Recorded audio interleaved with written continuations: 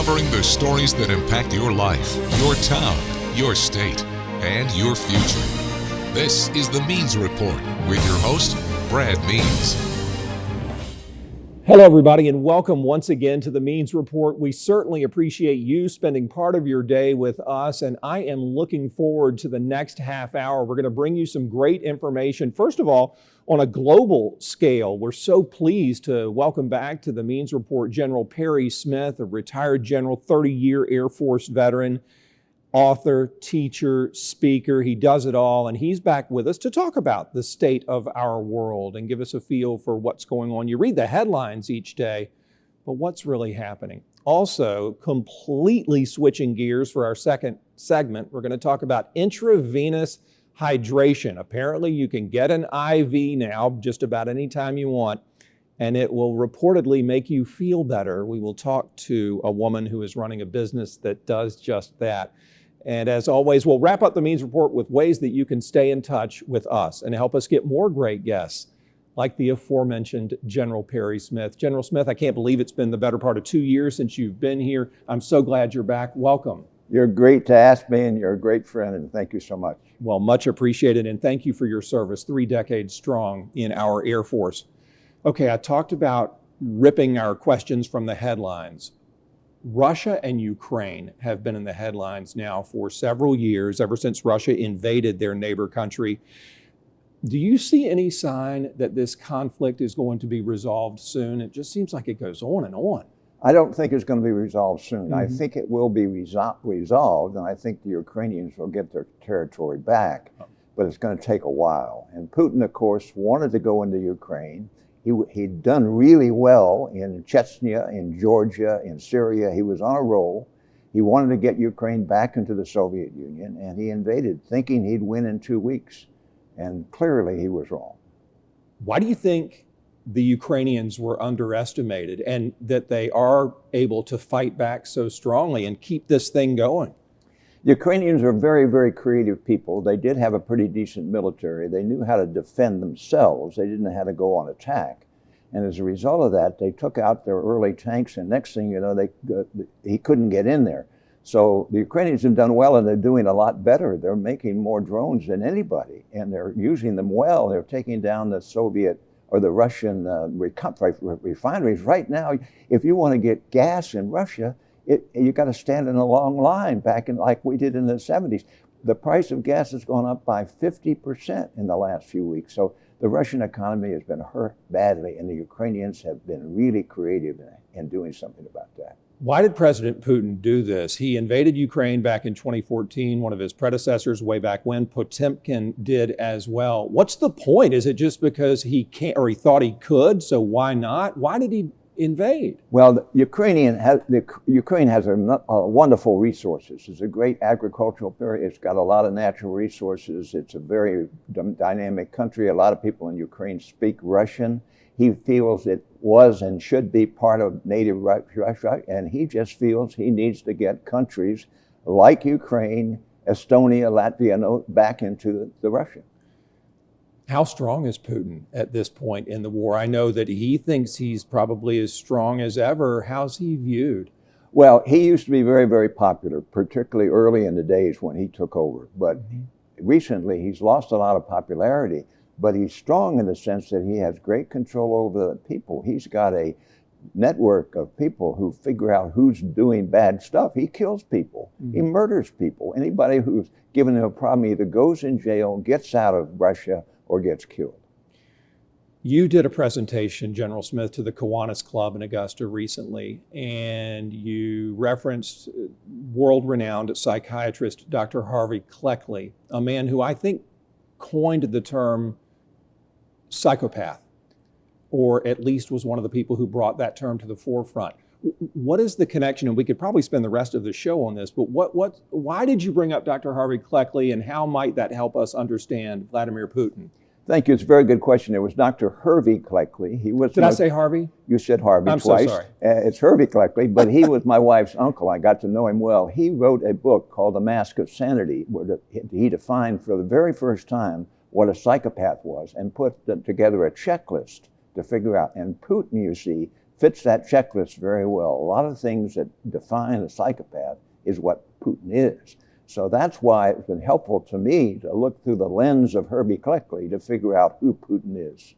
Pass along my apologies to Connor, your beautiful wife, please. I knew I was going to say Harvey, and lo and behold, I talked myself into it. It is always Hervey, Right. and I appreciate that. General Smith, what about the United States and its role in this war? Is it important? Can we help it end sooner? Yeah, Donald Trump has gone back and forth on that, but recently now he's giving a lot more intelligence to the Ukrainians to go after their infrastructure, and that's been helpful. But if you look at what happened in the Iranian bombing, it shows you the capability of American air power. Go all the way there and back from Missouri using tankers. We have 600 aerial tankers. The Russians have 19. The Chinese have 20. We have the ability to reach all over the world with our great Navy, which is a blue water Navy, and our Air Force. It's a really tremendous capability. All right, so you may have answered my next question, which is how strong is our military right now? Are we dominating the seas? Are we dominating the air and perhaps the land? Are we in a good place from a military standpoint? Yes, we are. There are threats, of course, with Russia with nuclear power, and there's also coming threats with China. So we have things to worry about. But we have the only country in the world that has global reach. I mean, nobody can drop a 30,000-pound bomb 7,000 miles from its base. Nobody can do that. Nobody's even close. So you mentioned Operation Midnight Hammer. When we did do just what you described in Iran and dropped these bunker-busting bombs, would you say that that operation was successful? I know that there was a lot of shock and awe, and it got our attention. But did it do anything? It did a lot because the first bomb went through the opened the hole, and then bomb 2, 3, and 4 went down in the same hole. And when you send a 30,000-pound bomb deep in there, we just totally destroyed their capability in that particular site. Now they could probably rebuild in 3 or 4 years, but we could always go back. So the Iranians have been hurt badly, and as a result of that, their ability to help the Houthis, to help Hezbollah, to help the Russians is very much diminished. Do you think that gets the attention of other nations when we do something like that, that maybe China and Russia say, wait a second, maybe we shouldn't mess with the U.S.? I think it does send a message. I was narrating the first Gulf War, and when we did that so well, the Russians noticed, the Chinese noticed, and all that. So we sent another message, which I think is very helpful. If the Chinese want to go against Taiwan, they know they'll have to deal with B-2s and B-1s and F-15s and all that. And I think it will cause them to take a second look at that. I want to ask you one more question about the operation there in Iran. You mentioned that they could regroup and get their nuclear program back on track in 3 or 4 years.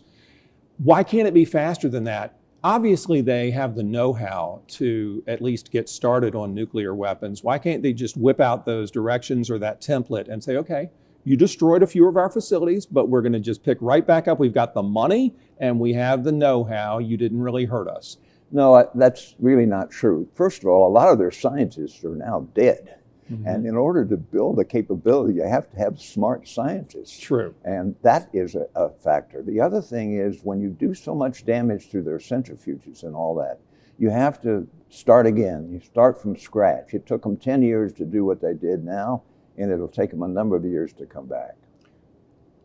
Are you optimistic about our nation and our military going forward? Do we have the interest of young people who, as you did when you were young, want to sign up, want to serve? What are your thoughts about our future? Well, we had a problem with recruitment about 3 or 4 years ago during COVID and so forth. The recruitment has come back and we're in really good shape. Retention is good. We do have a little bit of a problem with our industrial base, which means the things that we have to, but that's been helped by Ukraine because we build things for Ukraine. People talk about sending money to Ukraine. We send equipment that we build, and that gives us jobs and it increases our industrial base. So overall, the military is in good shape. I can give you a couple of examples of things that we're not doing well, like building another AWACS type airplane, which is a warning and control airplane. We decided not to do that. And then, of course, the transition from airplanes to drones and all that kind of business is a tough challenge, and it requires very smart people. And Secretary Hespeth talks about people being in good shape. You've got to have good mental shape as well as good physical shape to do the kinds of things we need to do. As a highly decorated pilot, do you like drones? Do you trust them? Oh, I like them because they will help the mission. I mean, I watch people die being shot down. Mm-hmm. And if you don't have to go in there with an airplane, you can go in there with a drone and you don't die. So you can use airplanes to support the drones, and that will be still there. We'll still need airplanes, but much of the lethal stuff can be done by drones, and that's a step forward. Probably my last question, and it's just to ask you to please talk about the Jimmy Dias Symposium. It is a celebrated event. It's coming up in January. I know that's a couple of months away from us taping this in early October. Tell us about this year's symposium and who will be honored this year. Yes, it's on the 8th of January at 5 o'clock at the Augusta Museum of History. Everybody gets a copy of the Jimmy Dias book, and we honor 3 people. A Medal of Honor recipient, Joe Marm, coming in from North Carolina. Helen Bissell, the great lady who pushes a lot of great things relating to the Holocaust, and her dad. And then, of course, Monty Osteen, who's done so much for this country, this community. He has, yeah. And he's created all these endowments and all that stuff. So we honor those folks. The event only lasts for an hour. It's over by 6, and we always have a full house, and we'd like people to come, and if they come, they get a free book. Well, Lieutenant Colonel Jimmy Dias was such a hero in the military and in the private sector. You have to feel good each year paying such wonderful tribute to him. Yes, my wife's father. I never knew him, of course, but he's the only person to have earned the highest award for military heroism, Medal of Honor, and the highest award for civilian heroism, the Carnegie Medal, where he saved lives off the coast of South Carolina when he was a young man. He's the only person in history ever to do that. So he is maybe America's greatest hero. I love it. And I love that you help put Augusta on the map each year with that event. Happy 66 years of wedded bliss. I know it's months and months from your next anniversary, but 66 years with Connor, that's beautiful, General Smith. Well, we married at St. Paul's Church. We still go to St. Paul's Church. We love St. Paul's Church. We have a wonderful marriage. We're both 90 years old today. Wow. I'm still teaching, I'm still writing, I'm still being interviewed on TV with wonderful moderators, and so it's been a great life. Well, we appreciate you so much. Thanks for all you continue to do. Thank you so much for having me. Absolutely. Anytime. General Perry Smith, our very special guest today. 66 okay, years when we come back, church. these IVs that you can go get just about any place at any time, do they work? I'm What's still the teaching deal with them so on the Means Report you continue to do? Thank you so much for having me. General Perry Smith.